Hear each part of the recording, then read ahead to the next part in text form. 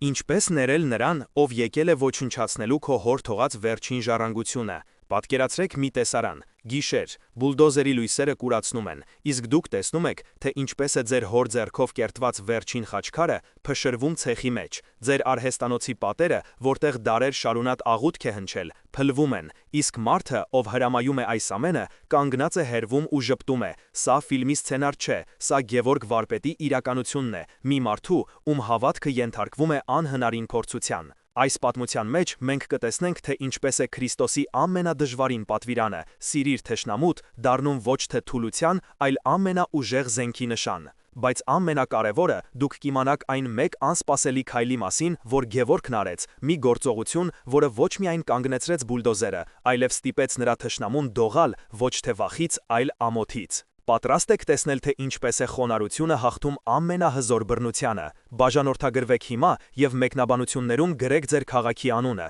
եկեք տեսնենք, թե քանիսն ենք մենք։ Քարի փոշու բույրը, որ խառնվել էր խնկի ու չորացած անթարամների հոտին, Գևորգի համար կյանքի բույրն էր։ Նրա խաչքարագործական արհեստանոցը, որը գտնվում էր Երևանի հին թաղամասերից մեկի սրտում, ավելին էր, քան պարզապես աշխատատեղ, այն սրբավայր էր, որտեղ իր պապը, իսկ հետո նաև հայրը, տուֆի ու բազալտի մեջ կյանք էին կերտել, քարե աղոթքներ ստեղծելով Աստծո համար։ 40-ամյա Գևորգը ժամանակից շուտ սպիտակացած մազերով և քարի հետ աշխատանքից կոշտացած ձեռքերով այդ առավոտ աշխատում էր մի բարդ զարդանախշի վրա։ Յուրաքանչյուր հարված մուրճով ջեժգրիտ էր, յուրաքանչյուր շարժում սերունդների իմաստությամբ լի։ Նրա երիտասարդ աշակերտը, 18-ամյա Լևոնը, լուռ հետևում էր, փորձելով յուրացնել վարպետության գաղտնիքները։ Հանկարծ արհեստանոցի հին ճռճռան դուռը բացվեց, և ներս մտավ փոստատարը, ձեռքին պաշտոնական տեսքով մի ծրար։ «Վարպետ Գևորգ, ստորագրեք, խնդրեմ, ծանոթագիր է», ասաց նա անհանգիստ ձայնով։ Գևորգը վերցրեց թուղթը, և երբ կարդաց առաջին տողերը,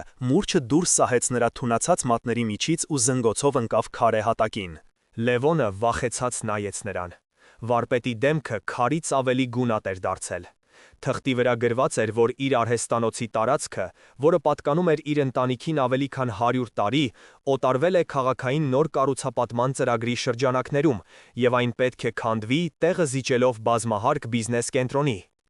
Մեկ ժամ անց արհեստանոցի դիմաց կանգ առավ սև, փայլուն ամենագնաց, որից դուրս եկավ թանկարժեք կոստյումով մի տղամարդ՝ Տիգրանը, շինարարական ընկերության տնօրենը։ Նրա կողքին կանգնած էին երկու հաղթանդամ թիկնապահներ։ Տիգրանը քամահրական հայացքով շուրջը նայեց, կանգ առնելով կիսատ թողնված խաչքարերի վրա։ «Սա է այն հայտնի արհեստանոցը», ասաց նա ձայնի մեջ չթաքցված հեգնանքով։ «Լսիր, վարպետ, եկել եմ, որ իրար լավ հասկանանք։ Ժամանակը փող է, իսկ ձեր այս քարերը անցյալի մնացորդներ»։ Գևորգը կանգնած էր արհեստանոցի շեմին, նրա մարմինը պատնեշի պես փակել էր մուտքը։ «Այս քարերը իմ պապերի հոգին են կրում», խռպոտ ձայնով պատասխանեց նա։ «Այս հողի վրա աղոթք է արվել, այստեղից դուք ինձ ողջ չեք հանի»։ Տիգրանը ծիծաղեց. «Մի դրամատիզացրու, ես քեզ լավ փոխհատուցում կառաջարկեմ, կգնաս, քեզ համար ավելի լավ տեղ կգտնես։ Քաղաքը պետք է զարգանա, իսկ այս հին փլատակները խանգարում են»։ Նա ձեռքով ցույց տվեց հոր կողմից կերտված վերջին խաչքարը, որը կանգնած էր բակի կենտրոնում։ «Օրինակ, այս քարի տեղում իմ նոր շենքի շատրվանն է լինելու, գեղեցիկ տեսարան կբացվի»։ Գևորգը բռունցքներն այնպես սեղմեց, որ եղունգները խրվեցին ափի մեջ։ Նրա հայացքում այնպիսի սառը կրակ վառվեց, որ Տիգրանի թիկնապահներն անգամ մի պահ ակամայց հետ քաշվեցին։ «Դուք և ձեր փողերը դուրս եկեք այս սուրբ վայրից», շշնջաց նա, «քանի դեռ ես ձեզ չեմ դուրս շպրտել»։ Գևորգը, հոգին բորբոքված, քայլում էր դեպի Սուրբ Զորավոր Աստվածածին եկեղեցի։ Նա գիտեր, որ միայն հայր Արսենը կարող է իրեն հանգստացնել։ Քահանան իմաստուն ու խաղաղ հայացքով նրան դիմավորեց եկեղեցու բակում, հին թթենու տակ։ Գևորգը առանց նախաբանի պատմեց ամեն ինչ, ծանոթագրի, Տիգրանի այցի և իր սրտում եռացող ատելության մասին։ «Ես պատրաստ եմ ամեն ինչի, հայր Սուրբ, ես թույլ չեմ տա, որ նրանք պղծեն իմ հոր հիշատակը»։ «Եթե պետք լինի, ձեռքս զենք կվերցնեմ», ասաց նա, ձայնը դողում էր զայրույթից։ Հայր Արսենը երկար լռեց, նայելով Գևորգի բռունցքված ձեռքերին։ Ապա հանգիստ ձայնով հարցրեց. «Գևորգ, հիշո՞մ ես Տիրոջ խոսքերը լեռան քարոզից. Ես ձեզ ասում եմ, սիրեցեք ձեր թշնամիներին, օրհնեցեք ձեզ անիծողներին, բարիք արեք ձեզ ատողներին և աղոթեք նրանց համար, ովքեր ձեզ հալածում են։ Գևորգը կտրուկ գլուխը բարձրացրեց։ Սիր է, այդ մարդուն, որ ուզում է իմ հոր գերեզմանի վրա հյուրանոց կառուցել։ Տեր հայր, դա անհնար է, դա մարդկային ուժերից վեր է։ Ճիշտ ես, որդիս, պատասխանեց քահանան։ Դա մարդկային ուժերից վեր է, բայց Աստծո համար անհնարին ոչինչ չկա։ Քրիստոս մեզանից չի պահանջում զգացմունքներ, նա պահանջում է գործողություն։ Աղոթիր նրա հոգու փրկության համար։ Գուցե քո ատելությունն է այն պատը, որը քեզ խանգարում է տեսնել Աստծո ծրագիրը։ Գևորգը լսում էր, բայց չէր ընկալում։ Խոսքերը ճիշտ էին, բայց իր սիրտը մերժում էր դրանք։ Նա ուզում էր արդարություն, պատիժ, ոչ թե ներում։ Հաջորդ առավոտ, երբ Գևորգը մոտեցավ արհեստանոցին, սիրտը սեղմվեց։ 3 հոգի, չափագրողներ, եռոտանիներով և ժապավեններով արդեն աշխատում էին նրա բակում։ Նրանց գլխավորում էր Տիգրանի օգնականը, մի երիտասարդ, որի դեմքին ինքնավստահ ժպիտ էր։ Հարևանները, Անահիտ տատիկը, Կոշկակար Մկրտիչը և մի քանի ուրիշներ հավաքվել էին դարպասի մոտ անհանգիստ շշնջալով։ Գևորգ ջան, այս ինչ է կատարվում, այս անաստվածները եկել մեր հողն են չափում, բղավեց Անահիտ տատիկը։ Գևորգը, աչքերը չկտրելով չափագրողներից, մոտեցավ նրանց։ Ինչ իրավունքով եք մտել իմ սեփական տարածք, հարցրեց նա, փորձելով ձայնը հանգիստ պահել։ Տիգրանի օգնականը քմծիծաղ տվեց։ Մենք բոլոր թույլտվություններն ունենք, սա այլևս ձեր տարածքը չէ, սա պարոն Տիգրանի ապագա շինհրապարակն է, խնդրում եմ, մի խանգարեք։ Եվ այդ պահին չափագրողներից մեկը փայտե ցիցը խրեց հողի մեջ, ուղիղ Գևորգի հոր կերտած խաչքարի կողքին։ Այդ փոքրիկ փայտե ցիցը վերջին կաթիլը եղավ։ Գևորգի աչքերի առաջ մթնեց։ Նա մոռացավ հայր Արսենի խորհուրդը, մոռացավ աղոթքի մասին։ Նրա մեջ արթնացավ միայն վիրավորված որդու և իր սրբությունը պաշտպանող տղամարդու կույր զայրույթը։ Նա մի քայլ առաջ արեց, պատրաստ ջարդուփշուր անելու և ցիցը, և այն մարդկանց, ովքեր համարձակվել էին ոտք դնել իր հողի վրա։ Հենց այն պահին, երբ Գևորգի բազուկը լարվեց հարվածի համար, նրա ուսին դրվեց մի փափուկ, բայց ամուր ձեռք։ Դա Կոշկակար Մկրտիչն էր, 70-նանց մի ծերունի, ում աչքերում դարերի իմաստություն կար։ Հանգստացիր տղաս, հանգստացիր, շշնջաց նա։ Զայրույթով ոչինչ չես լուծի, սրանք հենց դրան են սպասում, որ սխալ քայլ անես։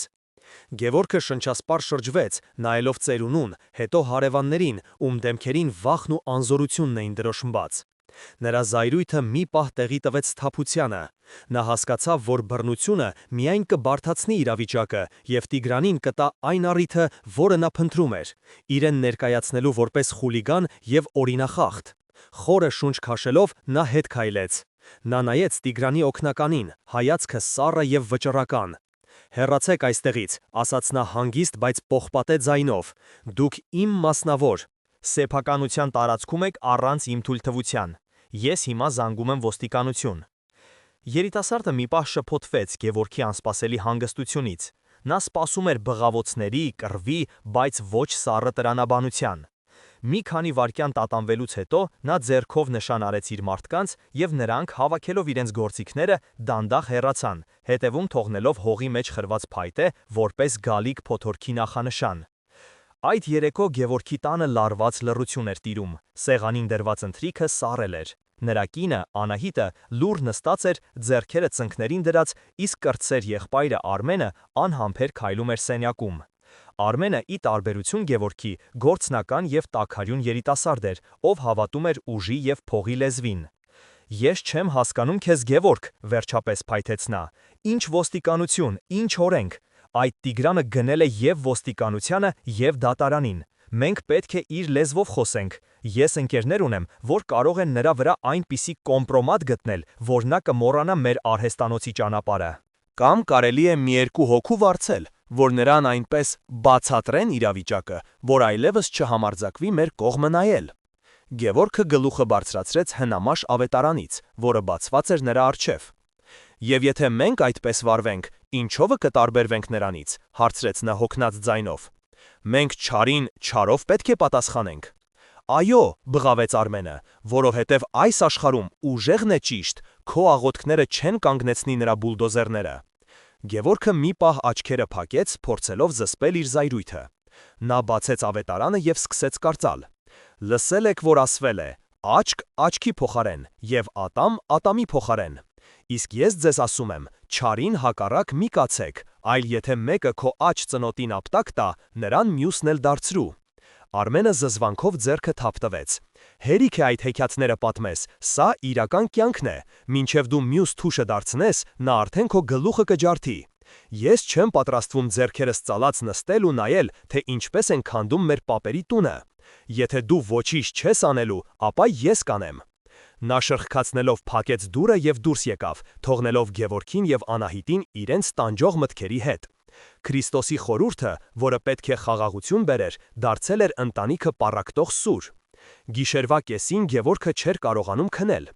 Նա դուրս եկավ բակ, որտեղ լուսնի լույսի տակ արծաթի պես փայլում էր հոր կերտած խաչքարը։ Նա մոտեցավ եւ ձեռքը դրեց քարի սառը նախշազարդ մակերեսին։ Նրա հոգում փոթորիկ էր։ Մի կողմից տիրոջ պատվիրանն էր ներել եւ սիրել, մյուս կողմից իր եղբոր խոսքերը, որոնք արձագանքում էին իր սեփական վախերին ու կասկածներին։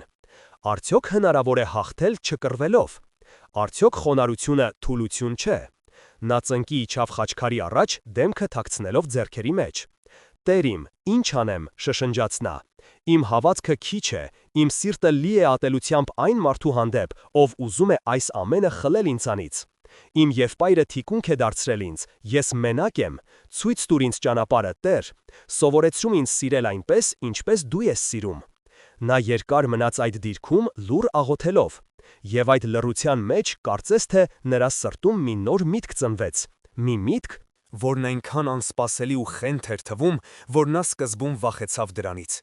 բայց որքան շատ էր մտածում, այնքան ավելի էր համոզվում, որ դա միակ ճիշտ ճանապարհն է։ Դա մի ճանապարհ էր, որը ոչ Արմենը, ոչ էլ Տիգրանը երբեք չէին հասկանա։ Հաջորդ օրը Գևորգը վերցրեց իր գործիքներից լավագույնները եւ մի փոքր, բայց շատ գեղեցիկ տուֆի կտոր։ Նա դրեց այն արհեստանոցի կենտրոնում եւ սկսեց աշխատել։ Նրա աշակերտը Լևոնը զարմացած նայում էր։ Վարպետ, ինչ եք անում։ Մենք պետք է մտածենք, թե ինչպես պաշտպանվենք, իսկ դուք նոր խաչքար եք սկսում։ Գևորգը, չդադարեցնելով աշխատանքը, ժպտաց. Սա սովորական խաչքար չէ, Լևոն ջան, սա իմ պատասխանն է Տիգրանին, սա իմ աղոթքն է։ Նա աշխատում էր աննախադեպ ներշնչանքով։ Նրա մուրճի հարվածների տակ քարը կարծես կենթանանում էր, ծածկվելով խաղողի ворթերի, նռների եւ հրեշտակների նուրբ պատկերներով։ Նա քարի մեջ դնում էր իր ողջ ցավը, իր ողջ հույսը եւ այն նորածին սերը, որը պայքարում էր իր սրտում ատելության դեմ։ Նա չգիտեր, թե ինչով կավարտվի այս ամենը, բայց նա գիտեր մի բան. ինքը չի պատասխանի ատելությանը ատելությամբ։ Նա կպատասխանի այն միակ բանով, որ կարող է, ստեղծագործությամբ եւ գեղեցկությամբ։ Նա որոշել էր Տիգրանին նվիրել խաչքար։ 3 օր ու 3 գիշեր Գևորգն աշխատեց գրեթե առանց քնի ու հացի։ Նրա ձեռքի տակ անշունչ քարը վերածվեց հավատքի մի փոքրիկ, բայց հզոր վկայության։ Երբ խաչքարն ավարտված էր, նա այն զգուշությամբ փաթաթեց սպիտակ կտավի մեջ, հագավ իր կիրակնորյա լավագույն շորերը եւ ուղևորվեց դեպի քաղաքի կենտրոն, այնտեղ, որտեղ փայլուն ապակուց եւ բետոնից վեր էր խոյանում Տիգրանի կայսրությունը, Տիգրան մեծ պլազա բիզնես կենտրոնը։ Գևորգի սիստը թքթքում էր, ափերը քրտնել էին։ Նա իրեն զգում էր Դավթի պես, որը Գողիաթի դեմ էր գնում, միայն թե պարսատիկի փոխարեն նրա զենքը քարե խաչն էր։ Քարտուղարուհին, մի երիտասարդ աղջիկ, զարմացած նայեց Գևորգի հնամաշ, բայց մաքուր հագուստին եւ կոշտացած ձեռքերին։ Պարոն Տիգրանը զբաղված է, ասաց նա սառը ձայնով։ Խնդրում եմ փոխանցեք նրան, որ Գևորգ վարպետն է եկել, ես ընդամենը 5 րոպե կխլեմ, համառեց Գևորգը։ Մի քանի րոպե անց նրան թույլ տվեցին մտնել։ Տիգրանի աշխատասենյակը հսկայական էր ու շքեղ։ Պատերից կախված էին ժամանակակից նկարիչների վերացական կտավներ։ Տիգրանը նստած էր մահուդեմ մեծ սեղանի նետևում, ձեռքին սիգար։ Նա նույնիսկ գլուխը չբարձրացրեց։ Ինչ ես ուզում, հարցրեց նա, թերթելով ինչ-որ փաստաթղթեր։ Գևորգը լուռ մոտեցավ, կտավի մեջ փաթաթված խաչքարը դրեց սեղանին եւ զգուշորեն բացեց։ Սա ձեզ համար է, ասաց նա հանգիստ ձայնով։ Ես սա պատրաստել եմ ձեզ համար։ Թող Աստված օրհնի ձեր աշխատանքը եւ լույս տա ձեր ճանապարհին։ Տիգրանը վերջապես բարձրացրեց հայացքը։ Նա զարմանքով, ապա արհամարանքով նայեց փոքրիկ խաչքարին։ Նա վերցրեց այն, մի պահ պտտեց ձեռքերի մեջ, կարծես գնահատելով դրա շուկայական արժեքը։ Գևորգի սրտում հույսի մի փոքրիկ կայծ թրթրաց։ Գուցե այս գեղեցկությունը կհալեցնի նրա սառցե սիրտը։ Բայց Տիգրանը կանգնեց, անփութորեն մոտեցավ սենյակի անկյունում դրված աղբամանին և առանց մի խոսք ասելու խաչքարը նետեց մեջը։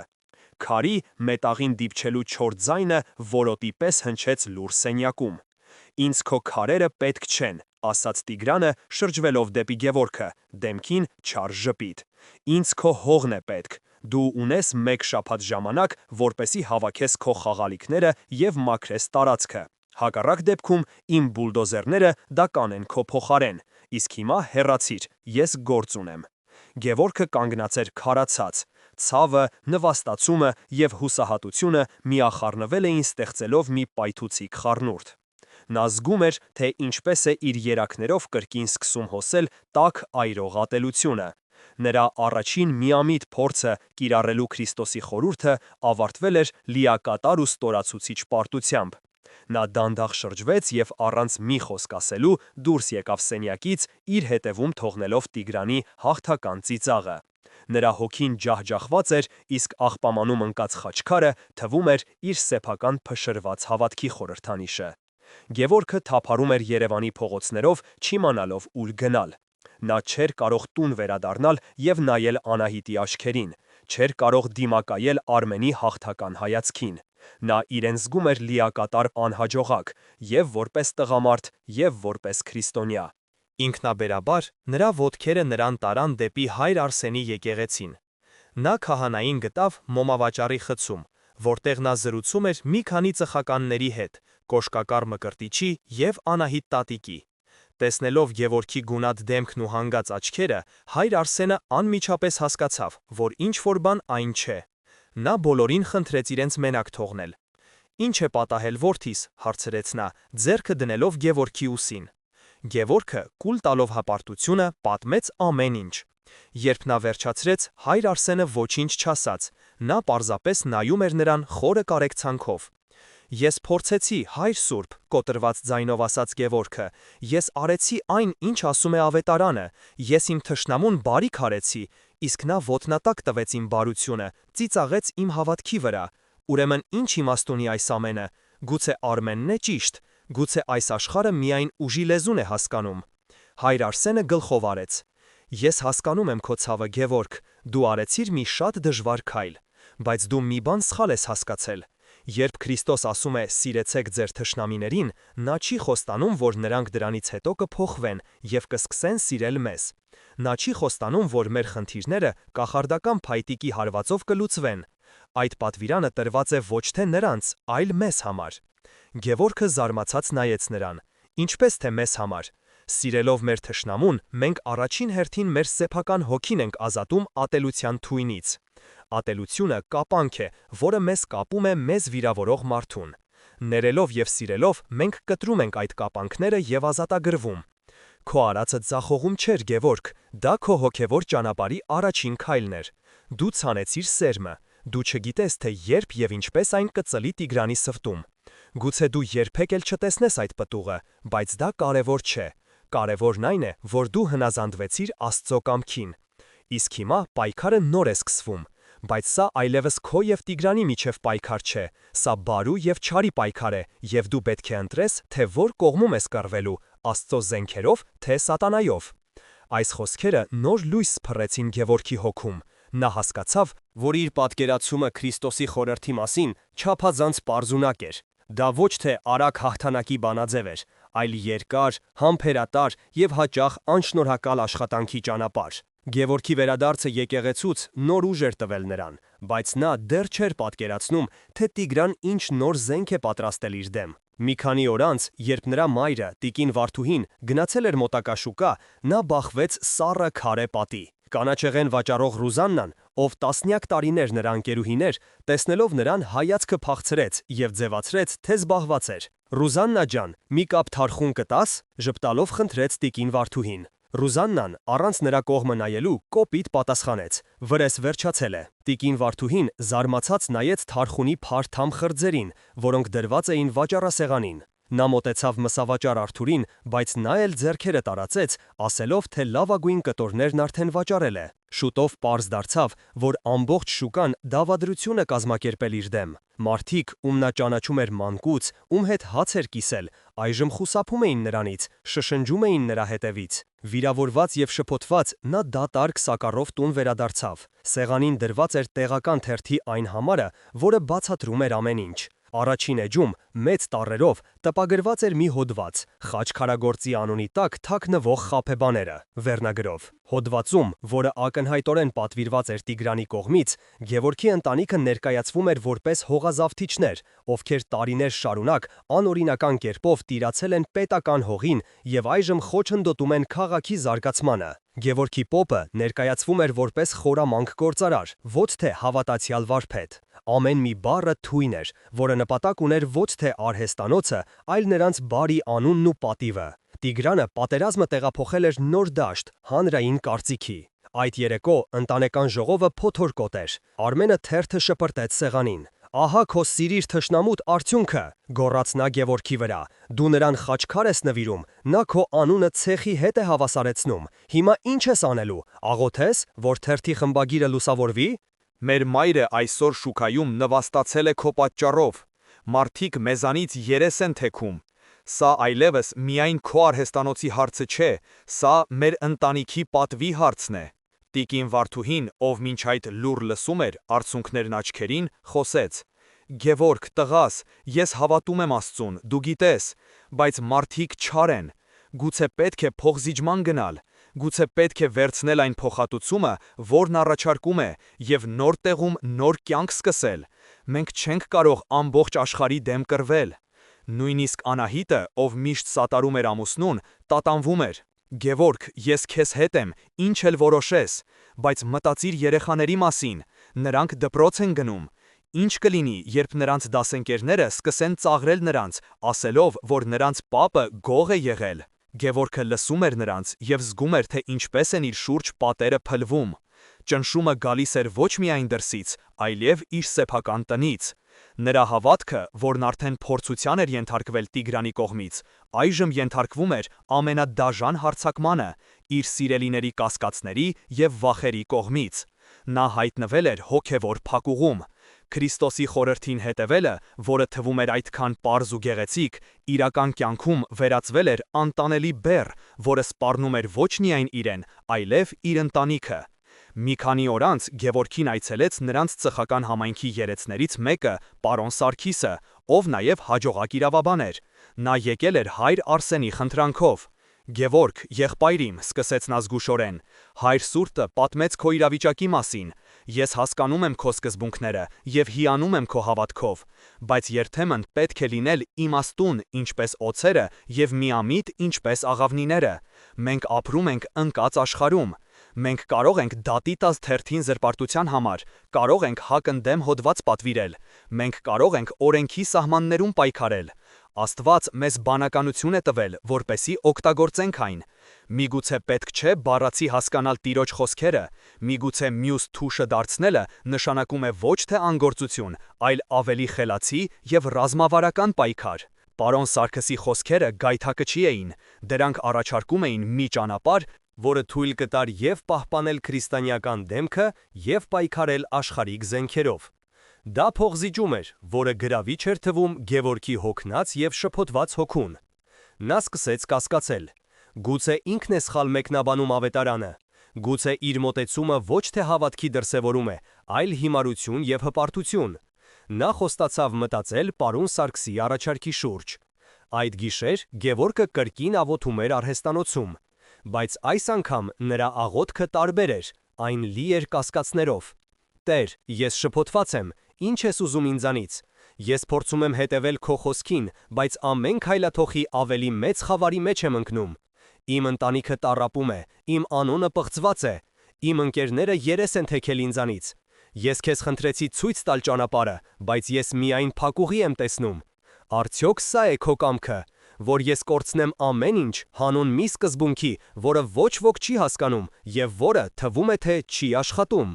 Նա բացեց ավետարանը եւ նրա աչքին ընկան Քրիստոսի խոսքերը. Երանի ձեզ, երբ ձեզ նախատեն ու հալածեն, եւ իմ պատճառով ձեր մասին ամեն տեսակ չար բան ստելով ասեն։ Ցնծացեք եւ ուրախացեք, որովհետեւ երկնքում ձեր վարձը շատ է։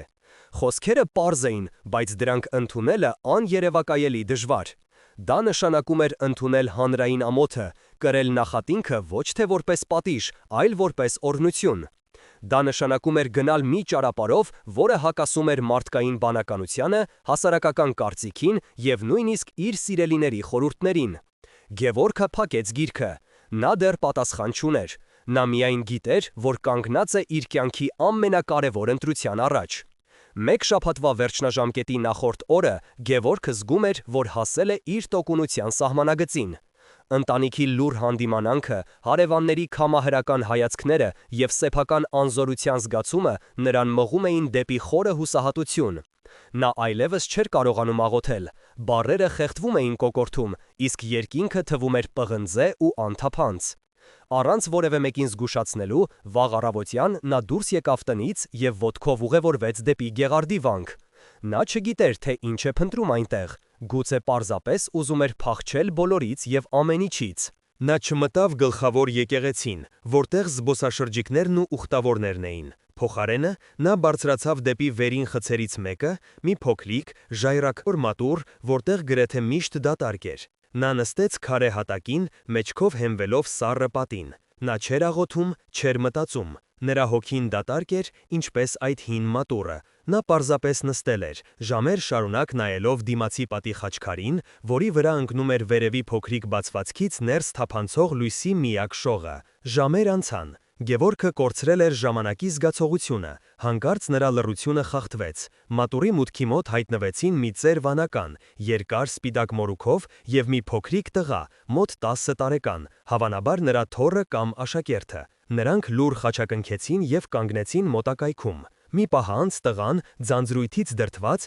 դուրս վազեց։ Դրսից լսվեց շան հաչոց, ապա տղայի բարկացած ձայնը եւ քարի հարվածի ձայն։ Գևորգը ակամայից լարվեց։ Տղան վերադարձավ, ձեռքին մի ուրիշ քար բռնած, պատրաստ կրկին նետելու, բայց ծեր վանականը զգուշորեն բռնեց նրա ձեռքը։ Նա ոչինչ չասաց, չբարկացավ։ Նա պարզապես վերցրեց քարը տղայի ձեռքից, մի պահ նայեց դրան, ապա դանդաղ մոտեցավ մատուռի կիսավեր պատերից մեկին, որտեղից մի քանի քարեր պակասում էին։ Նա զգուշորեն դրեց այդ քարը դատարկ տեղերից մեկում, որպես հիմնաքար։ Այն կատարյալ տեղավորվեց, ծերունին շրջվեց, ժպտաց տղային եւ գլխով արեց, կարծես ասելով, այսպես ավելի լավ է։ Այս պարզ, լուր տեսարանը կայծակի պես խոցեց Գևորգի միտքը։ Մի ակնթարթում ամեն ինչ պարզ դարձավ։ Ցնցող պարզությամբ նա հասկացավ Քրիստոսի խորհրդի իրական խորը իմաստը։ Սիրիր թշնամուդ։ Դա չէր նշանակում պասիվ կերպով հանդուրժել չարիքը, դա չէր նշանակում թույլ տալ, որ քեզ ոչնչացնեն, դա նաև չէր նշանակում պարզապես բարի խոսքեր ասել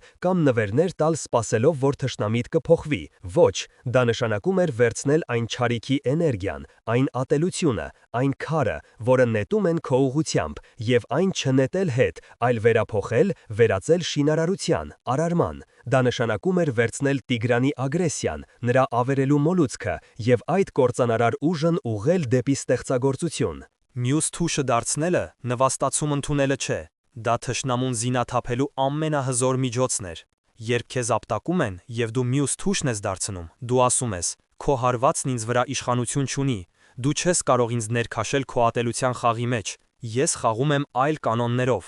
Դա ուժի, ոչ թե թուլության դրսևորում էր։ Գևորգը հասկացավ, որ իր բոլոր նախորդ փորձերը մակերեսային էին։ Նա փորձում էր կիրառել Աստծո պատվիրանը, օգտագործելով մարդկային տրամաբանությունը։ Նա նվեր տվեց Տիգրանին, ենթագիտակցորեն սպասելով փոխադարձ բարության։ Նա հանդուրժում էր հանրային նվաստացումը, հույս ունենալով, որ Աստված կմիջամտի եւ կպատժի մեղավորներին։ Բայց Քրիստոսի ճանապարհը բոլորովին այլ էր։ Այն ոչ թե արձագանքելու, այլ նախաձեռնելու ճանապարհ էր։ Ոչ թե պաշտպանվելու, այլ հարձակվելու, բայց ոչ թե ատելության, այլ ստեղծագործ սիրո զենքով։ Գևորգի աչքերը լցվեցին արցունքներով, առաջին անգամ ամիսների ընթացքում, բայց դրանք հուսահատության արցունքներ չէին, այլ ազատագրման եւ ցնծության։ Նա զգաց կարծես մի հսկայական բեր ընկավ իր ուսերից։ Նա վերջապես հասկացել էր։ Նա մոտեցավ ծերվանականին, ով դեռ կանգնած էր մատուռի մոտ։ «Շնորհակալություն, Հայր Սուրբ», շշնջաց Գևորգը։ Ծերունի ժպտաց, կարծես հասկանալով ամեն ինչ առանց խոսքերի։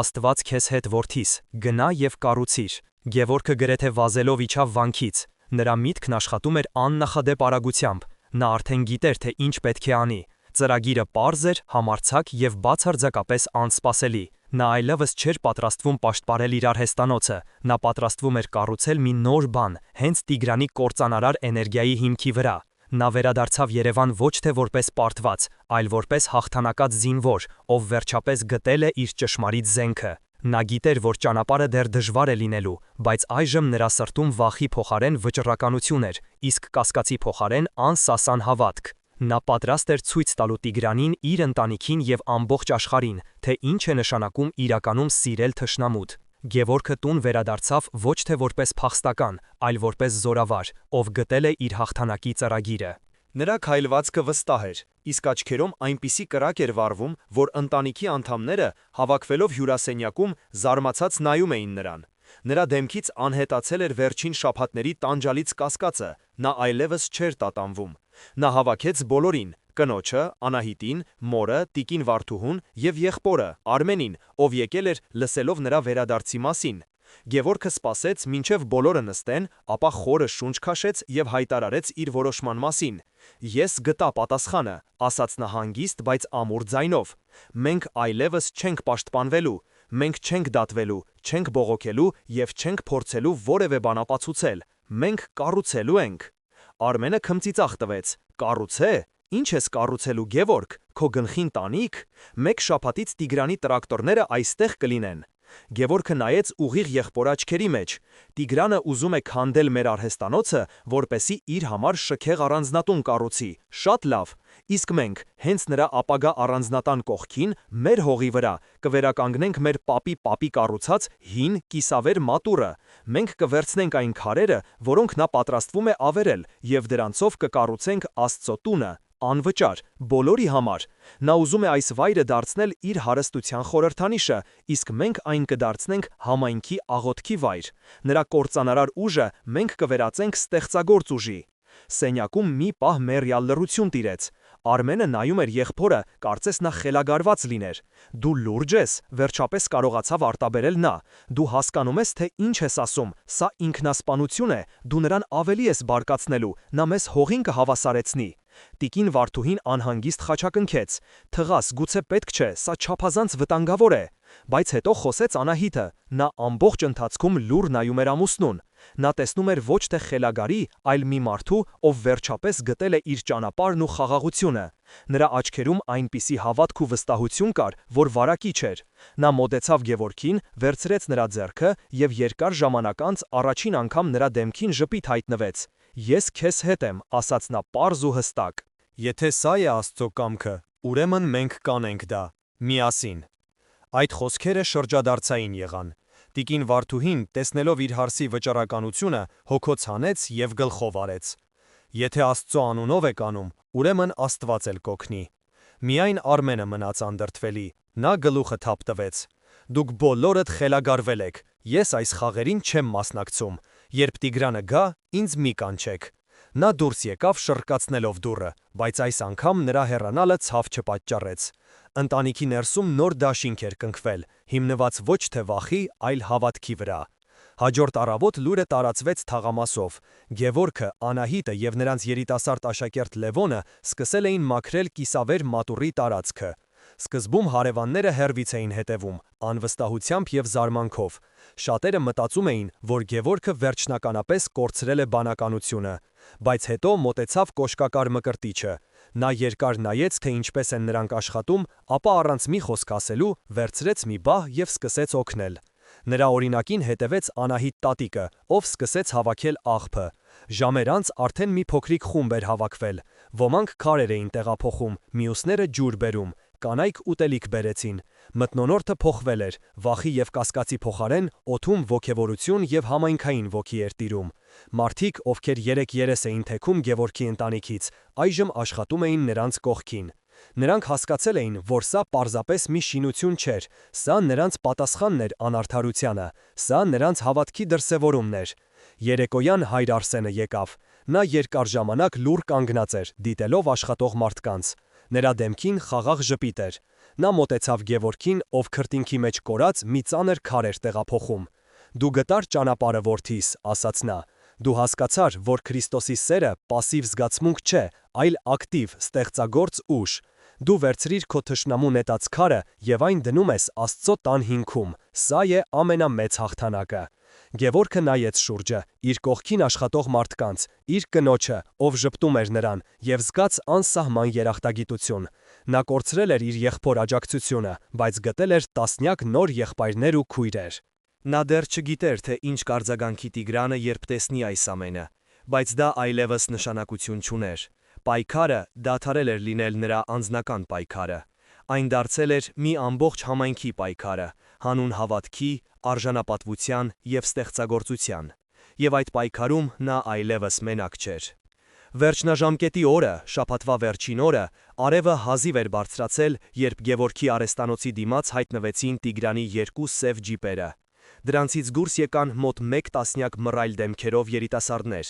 Նրանք տրակտորներ չէին բերել, նրանց զենքն այս անգամ հոգեբանական ճնշումն էր։ Մեքենաներից սկսեց հնչել ռաբիս երաժշտության խլացուցիչ ձայնը, որը նպատակ ուներ պղծելու մատուռի շինարարության սուրբ մթնոլորտը։ Նրանք սկսեցին իրենց հետ բերած աղբի տոպրակները դատարկել հենց շինհրապարակի կողքին, ստեղծելով մի փոքրիկ գարշահոտ աղբանոց։ Նրանք չէին հարձակվում, բայց նրանց ներկայությունը, վիրավորական բացականչությունները եւ հեգնական ծիծաղը ավելի ծանր էին, քան ֆիզիկական հարվածը։ Գևորգի կողքին կանգնած սակավաթիվ կամավորները, Մկրտիչը, Լևոնը եւ մի քանի այլ հարևաններ լարվեցին։ Նրանց ձեռքերում բահերն ու քլունգները կարծես զենքի էին վերածվել, բայց Գևորգը հանգիստ էր։ Նա մոտեցավ նրանց։ Ոչ մի սադրանքի չենք տրվելու, ասաց նա հստակ։ Նրանք ուզում են, որ մենք կորցնենք ինքնատիրապետումը։ Մեր պատասխանը լինելու է ոչ թե խոսքը, այլ քարը։ Ամեն մի վիրավորանքի դիմաց մենք մեկ քար ավելի կդնենք պատի մեջ։ Ամեն մի բարձրացված դեցիբելի դիմաց մեր աղոթքն ավելի բարձր կհնչի մեր սրտերում։ Եվ սկսվեց մի անհավանական դիմակայություն։ Մի կողմից խլացուցիչ ագրեսիվ երաժշտություն եւ վիրավորանքներ, մյուս կողմից մուրճի եւ սրբատաշ քարի ռիթմիկ հարվածները։ Տիգրանի մարդիկ ծաղրում էին, իսկ Գևորգն ու իր ընկերները լուր կենտրոնացած աշխատում էին, դնելով մատուռի հիմքի առաջին քարերը։ Գևորգը վերցնում էր այն քարերը, որոնք պատրաստվում էր օգտագործել իր իսկ արհեստանոցի համար, եւ դրանք դնում էր Աստծո տան հիմքում։ Յուրաքանչյուր քարը, որը նա դնում էր, ոչ թե պարզապես շինանյութ էր, այլ պատասխան, աղոթք, հավատքի դրսևորում։ Նա վերցնում էր Տիգրանի ատելության էներգիան եւ այն վերածում էր ստեղծագործության։ Տեսարանն այնքան անսովոր էր, որ շուտով սկսեց գրավել անցորդների ուշադրությունը։ Մարդիկ կանգ էին առնում, զարմացած հետևում այս լուր պայքարին։ Սկզբում նրանք վախենում էին մոտենալ, տեսնելով Տիգրանի թիկնապահներին, բայց Գևորգի եւ նրա ընկերների անսասան հանգստությունն ու վճռականությունը սկսեցին իրենց գործն անել։ Առաջինը համարձակվեց մի երիտասարդ ուսանող, ով անցնում էր մոտակայքով։ Նա մի պահ հետևեց, ապա առանց մի խոսք ասելու վերարկուն հանեց, թևերը քշտեց եւ վերցրեց մի քար, օգնելով Մկրտիչին։ Նրա օրինակը վարակիչ եղավ։ Մի կին ջուր բերեց աշխատողների համար։ Մի խումբ երիտասարդներ, ովքեր սկզբում հեգնանքով էին նայում, միացան աղբը հավաքելուն, որը թափել էին Տիգրանի մարդիկ։ Ժամեր անց փոքրիկ շինհրապարակը վերածվել էր մարդաշատ վայրի։ Տասնյակ մարդիկ, երիտասարդ ու ծեր, տղամարդիկ ու կանայք միացել էին շինարարությանը։ Նրանք բոլորը հասկացել էին, որ սա պարզապես հողի կտորի համար պայքար չէ, սա պայքար էր արժանապատվության, հավատքի եւ համայնքի ոգու համար։ Տիգրանի մարդիկ, ովքեր եկել էին վախեցնելու մի բուռ մարդկանց, այժմ իրենք էին հայտնվել փոքրամասնության մեջ, շրջապատված տասնյակ վճռական դեմքերով։ Նրանց երաժշտությունն այլևս չէր լսվում մարդկանց աշխատանքի եւ ոգևորված խոսակցությունների աղմուկի մեջ։ Նրանց ագրեսիան բախվել էր մի ուժի, որը չէր կարող հաղթել, ստեղծագործ սիրո ուժին։ Այդ օրը Տիգրանը չեկավ։ Նա իր գրասենյակից հետևում էր իրադարձություններին, իր օգնականի զեկույցների միջոցով։ Նա չէր կարողանում հավատալ իր լսածին։ Նրա պլանը, որը հիմնված էր ուժի եւ վախի վրա, ձախողվել էր։ Գևորգը ոչ միայն չէր կոտրվել, այլև կարողացել էր իր դեմ համախմբել մի ամբողջ համայնք։ Երեկոյան, երբ Տիգրանի մարդիկ անսլավնը հեռացան, շինհրապարակում տոնական տրամադրություն էր։ Մատուռի պատերը արդեն մի քանի շարք բարձրացել էին։ Մարդիկ կրակ վառեցին, կիթառ էին նվագում, երգում։ Գևորգը կանգնած էր մի կողմ, նայելով այս տեսարանին։ Նրա կողքին կանգնած էր Անահիտը։ «Դու արեցիր դա», շշնջաց կինը, գլուխը դնելով նրա ուսին։ Դու ցույց տվեցիր բոլորին, որ սերը ատելությունից ուժեղ է։ Գևորգը ժպտաց. «Ոչ թե ես, այլ մենք, եւ ոչ թե մենք, այլ Աստված մեր միջոցով»։ Հերվում ստվերների մեջ կանգնած էր մի մարդ, ով հետևում էր այս ամենին։ Դա Արմենն էր։ Նա չմոտեցավ, բայց նրա դեմքին այլևս հեգնանք չկար։ Նրա հայացքում շփոթություն էր եւ գուցե հիացմունքի առաջին նշույլները։ Գևորգը գիտեր, որ սա միայն առաջին ճակատամարտն էր, պատերազմը դեռ առջևում էր, բայց այդ գիշեր, նայելով իր կողքին համահմբված մարդկանց, նա գիտեր, որ ինչ էլ լինի, ինքն այլևս երբեք մենակ չի լինի։ Հաջորդ առավոտ, երբ մատուռի պատերն արդեն հասնում էին մարդու հասակին, շինհրապարակում հայտնվեց Տիգրանը։ Այս անգամ նա մենակ էր, առանց թիկնապահների եւ մեքենաների շքախմբի։ Նա կանգնեցրեց իր մեքենան հեռվում եւ դանդաղ քայլերով մոտեցավ։